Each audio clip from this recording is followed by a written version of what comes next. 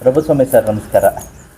ನೀವು ಇವಾಗಲೇ ಅನೇಕ ಮಾಹಿತಿಗಳನ್ನ ಕೃಷಿಗೆ ಸಂಬಂಧಪಟ್ಟ ಹಾಗೆ ನೀವು ತೋರಿಸ್ಕೊಟ್ರಿ. ಅದರಲ್ಲಿ ಪ್ರಮುಖವಾಗಿರುವಂಥದ್ದು ನಿನ್ನೆ ನೀವು ತೋರಿಸ್ಕೊಟ್ಟಂತಹ ವಿಭೂತಿ ಗಟ್ಟಿ ಮಾಡೋದನ್ನು ಹೇಳ್ಕೊಟ್ರಿ.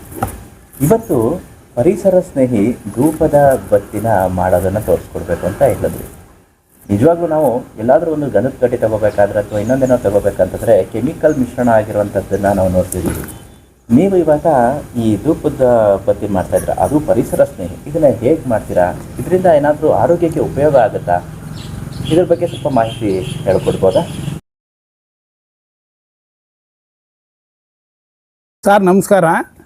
ನಾನು ದೇಸಿ ಹಸುವಿನ ಸಗಣಿಯಿಂದ ಮಾಡ್ತಕ್ಕಂಥ ಧೂಪದ ಬತ್ತಿನ ಹೇಗೆ ಮಾಡಬೇಕು ಅಂತ ನಿಮಗೆ ತೋರಿಸ್ಕೊಡ್ತೀನಿ. ಇದು ಸುಲಭ. ಎಲ್ಲರೂ ಅವ್ರ ಮನೇಲಿ ಸಗಣಿ, ನಾಟಿ ಹಸು ಸಗಣಿ ಸಿಕ್ಕಿದ್ರೆ ಇದು ಮಾಡ್ಕೋಬೋದು. ಇದು ಯಾವ ರೀತಿ ಮಾಡಬೋದು ಅಂತ ನಾನು ತೋರಿಸ್ಕೊಡ್ತೀನಿ. ಮೊದಲಿಗೆ ಇದು ಸಗಣಿ ನೋಡಿ, ಹಸುವಿನ ಸಗಣಿ. ಇದು ನೋಡಿ, ಇದು ದೇವಾಲಯಗಳಲ್ಲಿ ದೇವ್ರಿಗೆ ಹಾಕಿರುವಂಥ ಹೂವು. ನಿಮ್ಮ ಮನೇಲಿ ನೀವು ಪೂಜೆ ಮಾಡಿ ಮಿಕ್ಕಿರೋಂಥ ಹೂವು ಅದನ್ನೂ ತಗೋಬೋದು. ನಾನು ದೇವಸ್ಥಾನದಲ್ಲಿ ತಂದಿರುವಂತಹ ಹೂವನ್ನ ಒಣಗಿಸಿ ಈ ಥರ ಪುಡಿ ಈ ಥರ ಒಣಗಿಸಿ ಇಟ್ಕೊಂಡಿವಿ.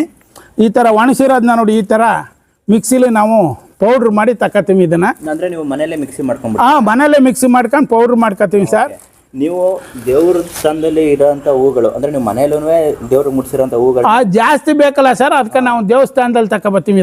ಆಯಿತು ನೋಡಿ, ಇದು ಈ ಥರ ಒಣಗಿಸಿ ನಾವು ಇಟ್ಕೊತೀವಿ. ಇದನ್ನು ಒಂಥರ ಕಷ್ಟದಿಂದ ರಸ ಮಾಡೋ ಥರದ್ದು. ಹೌದು ಸರ್, ಹೌದು. ಯಾವ್ದು ವೇಸ್ಟ್ ಆಗಬಾರ್ದು. ಈಗ ದೇವ್ರಿಗೆ ಅರ್ಪಿತ ಆಗಿರೋದನ್ನು ಪುನಃ ನಾವು ಧೂಪದ ಬತ್ತಿ ಮಾಡಿ ಅವನಿಗೆ ಅರ್ಪಿತ ಮಾಡೋದು ಒಂದು ಇದು ನೋಡಿ. ಇದನ್ನು ಈ ರೀತಿ ಮಿಕ್ಸಿಲಿ ಪುಡಿ ಮಾಡ್ಕೊಳ್ಳೋದು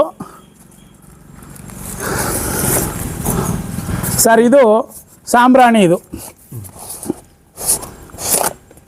ಇದು ಸಾಂಬ್ರಾಣಿ. ಇದು ಸಾಂಬ್ರಾಣಿ ಹೊರಗಡೆ ಮಾರ್ಕೆಟ್ಲಿ ತರೋದು ಸರ್, ಒರಿಜಿನಲ್ ಸಾಂಬ್ರಾಣಿ ಇದು. ಸರ್, ಇದು ಜಿಗಿಟ್ ಪೌಡ್ರು ಅಂತ. ಸರ್, ಇದು ಹೊರಗಡೆನೇ ತರಬೇಕು. ಇದು ಮರದಲ್ಲಿ ಬರೋ ಹಂಟನ್ನ ಇದು ಮಾಡಿರೋದು. ಇದು ಯಾವ ಮರ? ಅದು ಎಲ್ಲ ಮರಗಳು ಒಂಥರ ಹಂಟು ಬರ್ತದೆ.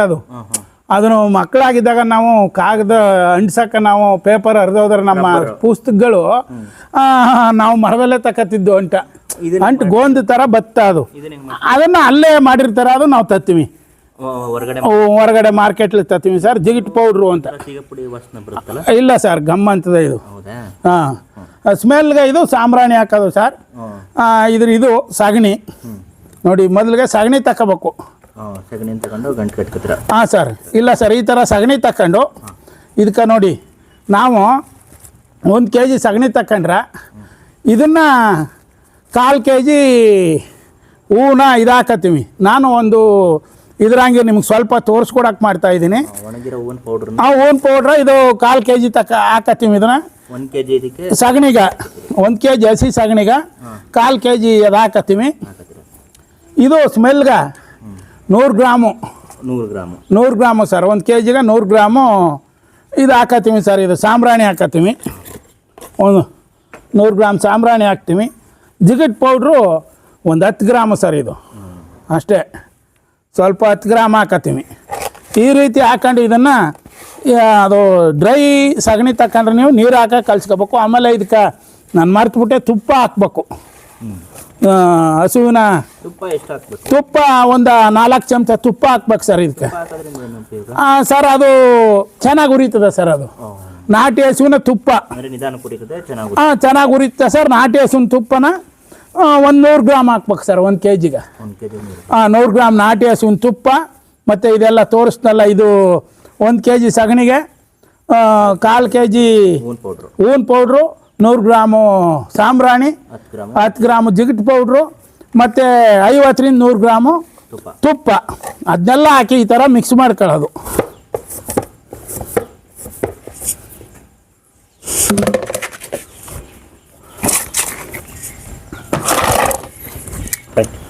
ಮನೇಲಿ ಯಾವ ರೀತಿ ಸುಲಭಲ್ಲಿ ಮಾಡ್ಕೋಬೋದು ಅಂತ ಅಂದ್ಬಿಟ್ಟು ನಾನು ಇದು 1/2 ಇಂಚು ನಲ್ಲಿ ಪೈಪ್ ನೋಡಿ, 1/2 ಇಂಚ್ ನಲ್ಲಿ ಪೈಪ್ನ ಇದು 2.5 ಇಂಚ್ ಕುಯ್ಕೊಂಡಿನಿ. ಕುಯ್ಕೋಬೋದು. ಇದು ಸಿರಂಜಿನಿಂದ ಬರತಕ್ಕಂತಹ ಇದು ತಗೊಬೇಕು. ಇದನ್ನು ಹಿಂದ್ಗಡೆ ಅದು ತಗೊಂಬಿಟ್ಟಿವಿ. ಇದನ್ನು ಇದನ್ನ ಮನೆಯಲ್ಲೇ ಖರ್ಚಿಲ್ದೇನು ಮಾಡ್ಕೊಳ್ಳಿ ಅಂತ ಈ ಥರ ನಾವು ಮೋಲ್ಡಿಂಗ್ ಹಾಕ್ತೀವಿ. ಈಗ ನಿಮ್ಗೆ ಇದು ಹೆಂಗೆ ಮಾಡ್ಬೋದು ಅಂತ ತೋರಿಸ್ಕೊಡೋಕೆ ಈ ಥರ ನಾನು ಮಾಡ್ತಾವನಿ ಅದ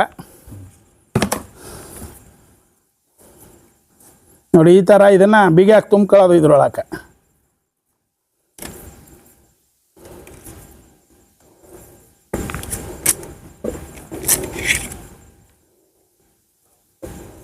ಅದೇನಕ್ಕೆ ಅದು ಈ ಥರ ಇದನ್ನು ಬಿಗಿಯಾಗಿ ತುಂಬ್ಕೊಂಡು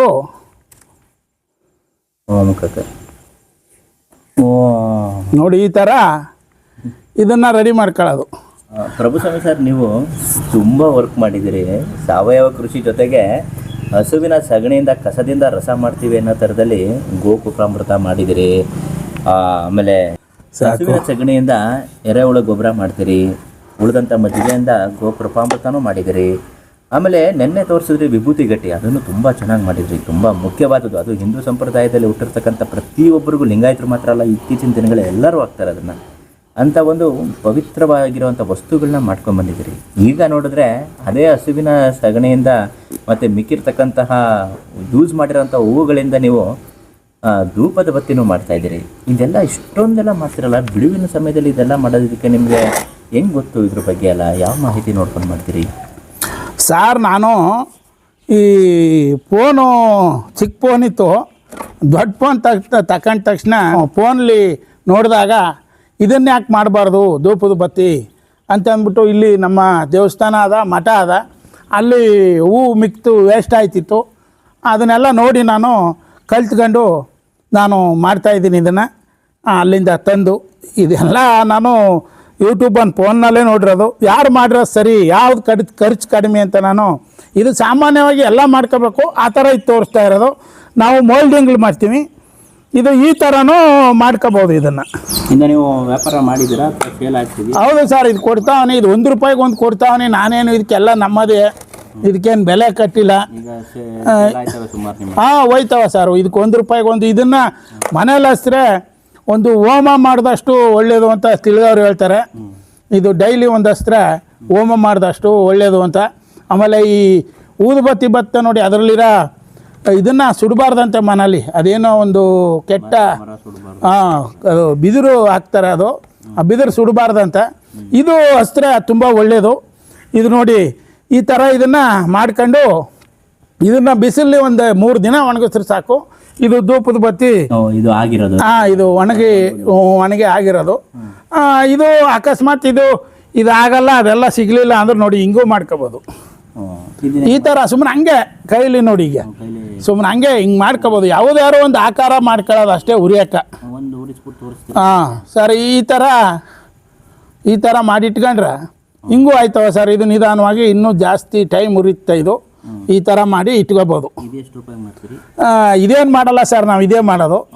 ಅದು ಕೊನೆಯಲ್ಲಿ ಜಾಸ್ತಿ ಸ್ವಲ್ಪ ಮಿಕ್ಕಿದಾಗ ನಮ್ಗೆ ಟೈಮ್ ಇಲ್ದಾರ ಆ ಥರ ಮಾಡಿಬಿಟ್ಟು ನಮ್ಮ ಮನೆಗೆ ಒಪ್ಪಿಸ್ಕೊಳ್ತೀವಿ, ಬೇಕಾದವ್ರಿಗೆ ಒಬ್ಬಂದು ಕೊಡ್ತೀವಿ ಅಷ್ಟೇ. ಅದು ಇದನ್ನೆಲ್ಲ ಮಾಡಬೇಕಾದ್ರೆ ನಿಮಗೆ ಏನು ಸ್ಫೂರ್ತಿ? ಯಾಕೆ ಇದನ್ನೆಲ್ಲ ಮಾಡಬೇಕು ಅಂತ ನಿಮ್ಗೆ ಅನ್ನಿಸ್ತು?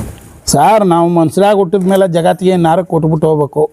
ನಮ್ಮ ಕೈಲಿ ಎಷ್ಟು ಮಾಡೋಕ್ಕೆ ಸಾಧ್ಯ ಅಷ್ಟು ನಾನು ಮಾಡ್ತಾಯಿದ್ದೀನಿ. ಈ ಒಂದು ನಾಟಿ ಹಸುವಿನಿಂದ ಬರೀ ಹಾಲ್ಗೆ ಇದೆಷ್ಟು ಕರೆದೋ, ಇದೇನಕ್ಕೆ ಸಾಕಿರಿ, ಇದು 1 ಲೀಟ್ರ್ ಕರೀತಾ, ಅರ್ಧ ಲೀಟ್ರ್ ಕರೀತಾ, ಇದೇನಕ್ಕೆ ಸಾಕಿರಿ ಅಂತ ಎಷ್ಟೋ ಜನ ಇದು ಮಾಡ್ತಾಯಿದ್ರು ನೋಡಿ. ನಾನು ಇದ್ರ ಸಗಣಿಯಿಂದ ಈ ಥರ ಪ್ರಾಡಕ್ಟ್ ಮಾಡ್ತೀನಿ, ಭಸ್ಮ ಮಾಡ್ತೀನಿ, ಮತ್ತು ಎರೆಹುಳು ಗೊಬ್ಬರ ಮಾಡ್ತೀನಿ. ಇವೆಲ್ಲ ಮೌಲ್ಯವರ್ಧನೆ ಅದರಿಂದನೇ ಬರೋದು, ಅದರಿಂದ ದುಡ್ಡು. ಅದಿಲ್ಲದೆ ಅದ್ರ ಎಲ್ಲಿ ಬಂದದು? ಬರೀ ಹಾಲ್ಗಾಕಿ ಸಾಕಬಾರ್ದು. ಆಮೇಲೆ ಅದ್ರ ಮೈ ಸಾವಿರದ್ರೆ ನಮಗೆ BP ಶುಗರ್ ಕಂಟ್ರೋಲ್ ಇರ್ತಾ ಅಂತ ತಿಳಿದವ್ರು ಹೇಳ್ತಾರೆ.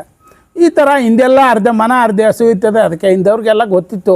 ಈಗಲವರೆಲ್ಲ ಅದು ಬಿಟ್ಬಿಟ್ಟು 68 ರೋಗ ಬಂದಿರೋದು. ಒಣಗಿರೋ ಈ ಧೂಪದ ಬತ್ತಿನ ಈ ಥರ ಒಂದು ಇದರಲ್ಲಿ ಇಟ್ಕೊಂಡು ಇದನ್ನು ಹಚ್ಕೋಬೇಕು. ಸ್ವಲ್ಪ ಲೇಟು ಹತ್ತುತ್ತೆ. ಈ ಕರ್ಪೂರ ಹಚ್ತ ಮೇಲೆ ಹಂಗೆ ಹಚ್ಚೋಕ್ಕಾಗಲ್ಲ, ಅದು ಲಿಕ್ವಿಡ್ ಹಾಕಿರ್ತಾರೆ, ಅದಕ್ಕೆ ಬೇಗ ನತ್ಗತ್ತೆ. ಇವು ಸಗಣಿಯಿಂದ ಮಾಡೋದ್ರಿಂದ ಈ ಥರ ಒಂದು ನಿಮಿಷ ಹಿಡ್ಕೊಂಡ್ರೆ ಸಾಕು. ಇದು ಹತ್ಕೊಂಡಾಗ ಹಿಂಗೆ ಹೊಗೆ ಬರ್ತದೆ. ಹೊಗೆ ಬಂದಾಗ ಇದನ್ನು ಹಿಂಗಿಟ್ರೆ ಸಾಕು ನೋಡಿ. ಈ ಥರ ಇದು 1 ಗಂಟೆ ಉರಿತದೆ. ಇದು ಹಾಂ, ಒಂದು ಅರ್ಧದಿಂದ 1 ಗಂಟೆ ಉರಿಯುತ್ತೆ ಇದು. ಹಾಂ, ಇದು ಮನೇಲಿರೋ ಇದನ್ನು ಹಚ್ಚಿದ್ರೆ ಒಂದು ಹೋಮ ಮಾಡಿದಷ್ಟು ಒಳ್ಳೇದಂತೆ. ಡೈಲಿ ಒಂದೊಂದು ಹಚ್ಚಿದ್ರೆ ಒಂದು ಒಳ್ಳೇದು. ಆದರೆ ಇದರಲ್ಲಿ ಸ್ಮೆಲ್ ಹೆಂಗೆ ಬರುತ್ತೆ ಮಾಮೂಲಿ? ಸ್ಮೆಲ್ ಬರುತ್ತೆ ಸರ್. ಸಾಂಬ್ರಾಣಿ ಹಾಕಿರ್ತೀವಲ್ಲ, ಆಮೇಲೆ ತುಪ್ಪ ಹಾಕ್ತೀನಿ, ದೇಸಿ ಹಸುವಿನ ತುಪ್ಪ. ಸ್ಮೆಲ್ ಬರ್ತದೆ, ಉರಿತದೆ. ಆಮೇಲೆ ಸ್ಮೆಲ್ಗಿಂತ ಇದನ್ನು ಹಚ್ಚಿ ಮಡಗಿದ್ರೆ ಮನೇಲಿರೋ ಕೆಟ್ಟ ಶಕ್ತಿನೂ ಹೋಯ್ತದೆ ಅಂತ ಹಿರಿಯವ್ರು ಹೇಳ್ತಾರೆ. ನಾವು ಇದು ಅಗರಬತ್ತಿ ಹಚ್ಚಿ ಮನೇಲಿ ಬಂಬನ್ನು ಸುಡಬಾರ್ದಂತೆ. ಅದು ಇದನ್ನು ಸುಟ್ಟರೆ ಒಳ್ಳೆಯದು. ನಾವೇ ಮಾಡ್ಕೊಂಡು ಪರಿಸರ ಸ್ನೇಹವಾಗಿ ಹಿಂಗೆ ಮಾಡಿದ್ರೆ ಒಂದು ದೇವ್ರಿಗೆ ಅರ್ಪಿತ, ನಮಗೂ ಒಳ್ಳೆಯದು ಅಂತ ನಾನು ಹೇಳೋಕ್ಕೆ ಇಷ್ಟಪಡ್ತೀನಿ. ಆದರೆ ನೀವು ನೈಸರ್ಗಿಕವಾಗಿ ಸಿಗೋಂಥ ವಸ್ತುಗಳಲ್ಲಿ ಇದನ್ನು ಮಾಡಿಕೊಂಡು ಹಚ್ತಾ ಇರೋದು, ಮತ್ತು ಮನೇಲಿ ಯಾವುದೇ ದುಷ್ಟಶಕ್ತಿಗಳಿದ್ರೂ ಈ ಹೊಗೆಯಿಂದ ಆದರೂ ಹೊರಟೋಗಿ ಪರಿಶುದ್ಧವಾಗಿ ಮನೆ ಆಗಲಿ ಮನಸ್ಸಾಗಲಿ ಶಾಂತ ಆಗುತ್ತೆ ಅಂತ ನೀವು ಹೇಳ್ತಾ ಇದ್ದೀರಿ.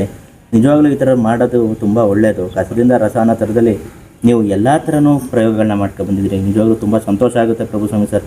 ಈ ಥರದ್ದು ನಿಮ್ಮ ವೀಕ್ಷಕರಿಗೆ ಏನೇ ತೋರಿಸ್ಕೊಡ್ಬೇಕಾದ್ರೂ ನಮ್ಮ ಚಾನಲ್ ಮುಖಾಂತರ ನೀವು ದಯವಿಟ್ಟು ಕೇಳ್ಕೊತಾ ಇದ್ದೀವಿ. ಹೊಸದಾಗಿ ಪ್ರಯೋಗ ಮಾಡಿದ್ರೆ ನಮಗೆ ಮೊದಲು ತೋರಿಸ್ಬೇಕು ಅಂತ ಈ ಮುಖಾಂತರ ನಿಮ್ಮಲ್ಲಿ ಕೋರ್ಕೊತಾ ಇದ್ದೀವಿ ಸರ್. ಆಯಿತು ಸರ್, ನಮಸ್ಕಾರ.